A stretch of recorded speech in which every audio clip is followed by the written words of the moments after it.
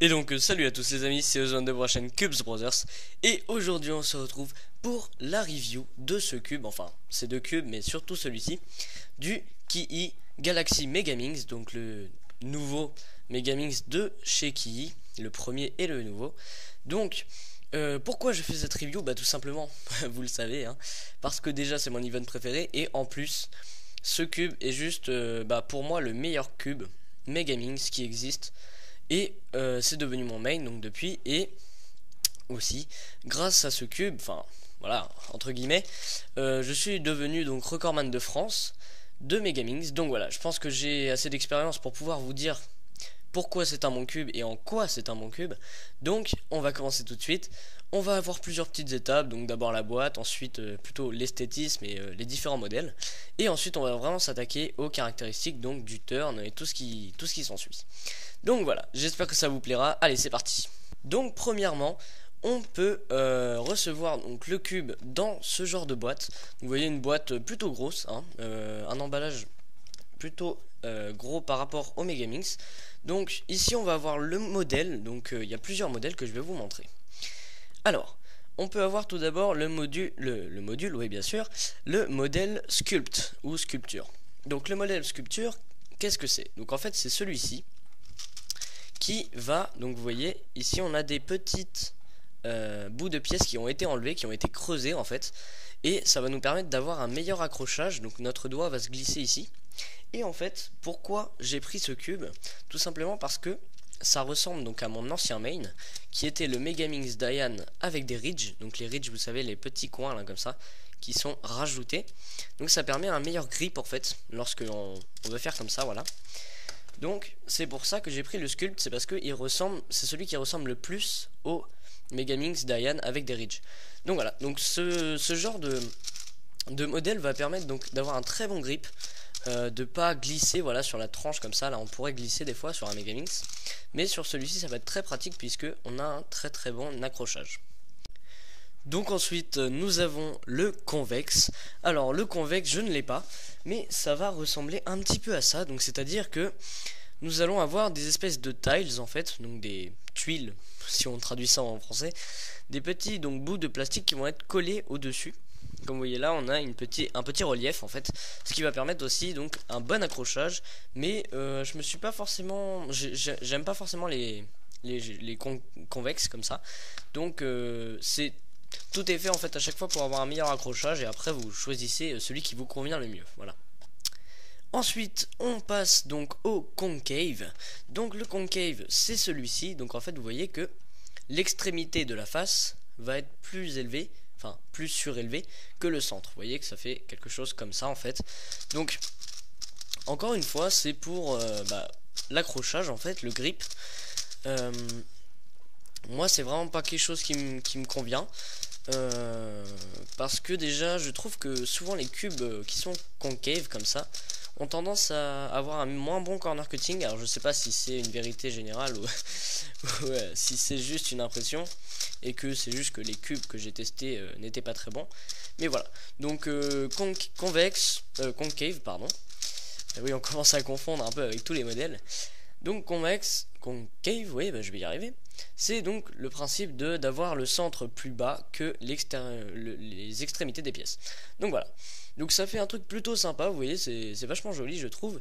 Et donc le but de ce modèle a été pour pouvoir que ça ressemble le plus possible au niveau du toucher, au niveau de la manipulation, à un 3x3. Donc voilà, c'était le but de ce modèle. Moi c'est pas mon modèle préféré, comme je vous l'ai dit, c'est le Sculpt, mais voilà, c'était une très bonne idée. Et ensuite donc on a le flat, donc tout simplement normal, hein, j'ai rien d'autre à ajouter.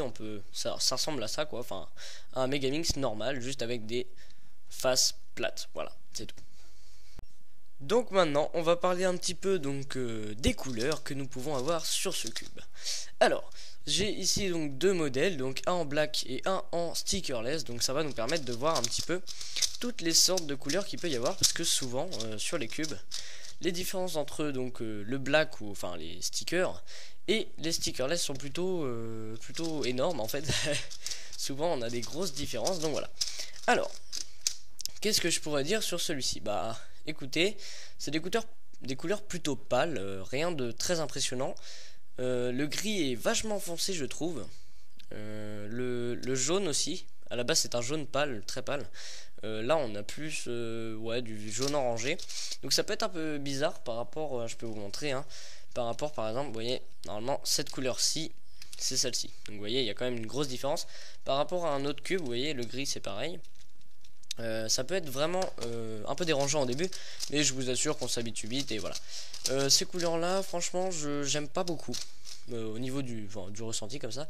J'aime pas vraiment les stickers qu'ont Mickey sur ce cube, donc voilà. Les stickers, je vous montre encore une dernière fois, sont normal, il n'y aura pas grand chose à dire. Et sur le stickerless, on a vraiment quelque chose de beaucoup plus efficace, je trouve. Donc les couleurs sont beaucoup plus flashy. Ça va nous permettre un très très bon repérage. Vous voyez que par rapport, si je compare, vous voyez, hop, hop. Voilà, donc là on a quand même une grosse différence entre ces deux là, encore une fois. Voilà. Et le gris est beaucoup plus clair, moi je préfère. Je trouve que c'est plus facile à repérer. Mais voilà. Donc sur le stickerless, franchement les couleurs sont très très bien choisies, je trouve. On s'est habitué maintenant, presque tout le monde a des Moyou, donc on s'est habitué à des couleurs plutôt flashy. Donc je trouve que ce cube est vraiment très bon au niveau des couleurs. Vous voyez, on a vraiment une différence de chaque couleur. Vraiment, j'aime beaucoup le color scheme qu'ils ont mis. Je le trouve très efficace. Donc maintenant, on va parler plus maintenant des caractéristiques qui vous intéressent. Donc comment ça tourne, est-ce que ça tourne bien, tout ça, tout ça. Donc je tiens à dire tout d'abord que j'ai, on va dire, quelques milliers de solves sur ce cube. En quelques mois, depuis août je dirais, ou peut-être juillet, je sais plus. Donc voilà, j'ai quand même pas mal pratiqué ce cube. Donc il est bien rodé. Ce qui va permettre donc de faire une review plutôt complète, on va dire. Donc alors, qu'est-ce que j'ai à dire sur ce cube? Donc tout d'abord, vous voyez une vitesse plutôt impressionnante. Mais ce que j'aime bien encore une fois sur un cube, c'est qu'il ne soit pas incontrôlable. Et ce cube est vraiment pas incontrôlable du tout, vous voyez. Aucun overshoot. Franchement, très très stable. Je trouve que ça c'est une des meilleures qualités pour un Megaminx, parce que on a souvent tendance, bon, pour ceux qui le mettent dans leurs mains comme ça sans toucher à la table, parce que moi souvent je le fais comme ça. Mais on a souvent tendance justement à, pendant qu'on résout par exemple une paire ou quelque chose, à bouger en fait les faces qui sont derrière. Et ça c'est dû à un cube qui est très instable et qui est un peu trop rapide. Donc moi mon cube est vraiment pas lent, hein, parce que vous voyez quand même qu'il va assez vite. Mais voilà, il est pas trop rapide et très très stable, donc ça c'est vraiment une très bonne qualité. Ensuite donc on va avoir un turn plutôt doux, enfin c'est pas un bruit comme on pourrait avoir sur un Shengshu ou sur même un Dayan. Vous voyez qui fait quand même pas mal de bruit celui-là. Donc c'est plutôt agréable, c'est vraiment doux, aucun lock-up. Alors ça c'est vraiment quelque chose de très intéressant sur ce cube, c'est vraiment il y a presque aucun lock-up. Donc c'est dû notamment à son corner cutting, je vais vous montrer, hein. Voilà. Je crois qu'il n'y a pas grand chose à dire sur le corner cutting. Il est juste énorme, vous voyez, presque plus de 45, je vais mettre un tout petit peu plus, voilà ça passe. Donc vous voyez, vraiment impressionnant. Le reverse est un peu mauvais, enfin il est pas mauvais mais il est pas très bon. Mais voilà, donc le corner cutting est juste impressionnant. Je vais vous montrer ma tension. Alors là vous allez peut-être halluciner quand vous allez voir ma tension, mais je vais appuyer sur un point important du Megaminx là. Les Megaminx sont faits pour être tensionnés, mais très desserré, vous voyez. Ça ne pop pas parce que ça doit être la forme du cube justement qui doit permettre que même si on desserre énormément, ça va quand même tenir. Donc ça c'est vraiment super important. Ça va vous permettre d'avoir un cube qui est semblable à un bon cube 3x3 en fait, et qui va vous permettre de ne pas bloquer. Voilà, donc comme je le dis, hein, le Megaminx c'est fait pour être desserré mais au maximum. Enfin au maximum, peut-être pas non plus au point à ce que les faces tombent. Mais voilà, franchement j'ai toujours énormément desserré mes cubes au Megaminx. Bon, celui-ci, et voilà, vous voyez, on peut tirer quand même. Le Shengshu je ne sais pas, je vais regarder. Voilà, donc on a quand même quelque chose de très desserré. Mais vous voyez que ce n'est ni instable, ni ça pop en fait. Donc ça c'est très intéressant. Ça veut dire que ce cube est déjà rapide, stable, fluide et ne pop pas. Donc ça c'est vraiment super intéressant. Alors je vais vous montrer un petit peu les pièces maintenant. Donc on va regarder un coin et une arête. Donc on va voir une arête avec un énorme torpedo en fait. J'avais jamais vu ce genre de torpedo avant. Vous voyez que il est très fin en fait sur la tranche, voilà. Mais il est vraiment très large, à une grande surface. Et c'est ce qui va permettre, je pense, d'empêcher les pops, puisqu'il va avoir une très grande surface d'accroche. Il va rester à l'intérieur du cube. En plus, on a ça, donc vous voyez, le gros anti-pop ici du coin, qui est vraiment impressionnant et qui, visiblement, fonctionne très bien. Alors, en plus de ça, on a, vous voyez, en fait, ce sont des caps ici, que vous avez donc pour mettre sur les pièces. Donc ça, c'est intéressant pour les personnes qui veulent changer, intervertir des couleurs. Donc ça c'est vraiment très bien et très bien pensé pour les personnes qui n'aiment pas tout simplement la position des couleurs de base. Donc voilà, ça c'est vraiment aussi une petite attention qui est vraiment fort acceptable et fort appréciable. Donc voilà, donc jusqu'ici bon, il y a eu que des bons points. Alors on va passer à the bad point, le mauvais point de ce cube. Alors c'est vraiment quelque chose de très récurrent, ça va être les corner twists. Et oui, donc comme je vous l'ai dit, un Megamix c'est fait pour être énormément desserré, enfin moi c'est ce que je pense en tout cas. Et ce cube, écoutez, voilà quoi, aucune force, enfin j'ai pas besoin de forcer en fait pour faire des corner twists, c'est impressionnant. Regardez, juste en faisant ça, hop, on a deux corner twists. Donc ça c'est vraiment le point noir de ce cube, parce que suffit qu'à la fin, même en mélangeant, des fois ça m'arrive d'avoir des corner twists. Donc il y a deux options qui se proposent à vous. Soit vous le resserrez un peu plus, et là ça va limiter, je dis bien limiter, hein, ça arrivera toujours, le cube. Soit vous continuez comme ça et vous faites avec. Moi j'ai fait avec. Donc c'est au moins 2-3 fois en compète je remets le coin, parce que j'ai eu un corner twist. Donc voilà, après c'est un petit point noir au milieu d'un océan de bons points. Donc je pense que c'est négligeable, c'est pas négligeable vraiment, mais voilà, ça n'empêche pas que ce cube est le meilleur du monde selon moi. En tout cas le meilleur de tous les cubes Megamix que j'ai testé. C'est vraiment le modèle, donc le Megamix Key X-Men Sculpt Galaxy, c'est vraiment le meilleur pour moi. Donc évidemment on a aussi, vous voyez, je peux vous remontrer les petits caps au milieu, les center caps,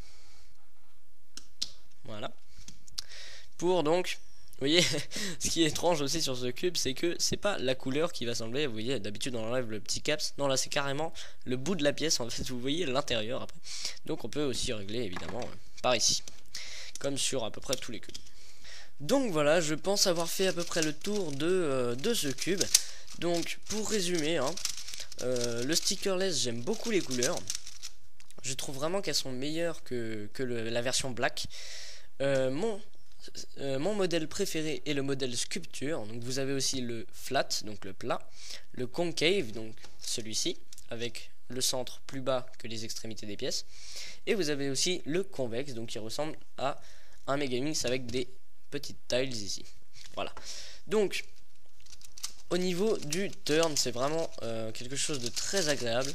On a de la vitesse associée à de la fluidité, aucun lock-up, un très bon corner cutting pour un Megamix évidemment, et franchement c'est vraiment super agréable de le tourner. Voilà, le seul point noir, comme je l'ai dit, ça va être les corner twists qui sont très récurrents, mais voilà, je pense que c'est quelque chose qui n'est pas forcément à prendre en compte quand on veut un très bon Megamix.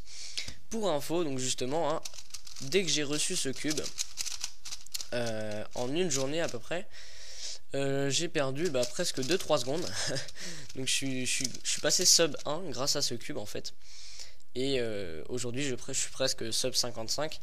Donc franchement c'est vraiment un cube qui, je sais pas, au début j'ai pensé qu'il était magique, parce que vraiment mes temps rapetissaient à mesure que j'en faisais.